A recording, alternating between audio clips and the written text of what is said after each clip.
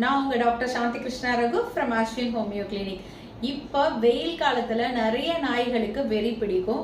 நம்ம தெரியாமலே சின்ன குழந்தைங்களா இருந்தாலும் சரி, பெரியவங்களா இருந்தாலும் சரி, அது நாய்கள் வந்து துரத்திட்டு வந்து கடிக்கிறதுக்கு நிறைய வாய்ப்பு இருக்கு.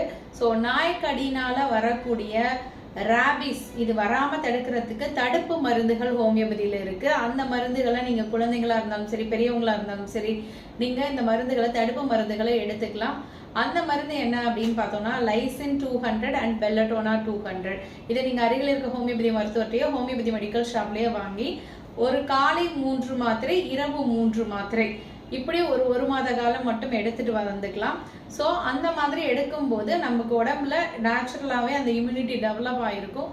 ஸோ நாய்கள் தெரியாமல் நம்மளை கடிச்சிருந்துச்சுன்னா கூட நமக்கு ராபிஸ் வராமல் ப்ரிவென்ட் பண்ணுறதுக்கு தடுப்பு மருந்துகளாக அது பயன்படும்.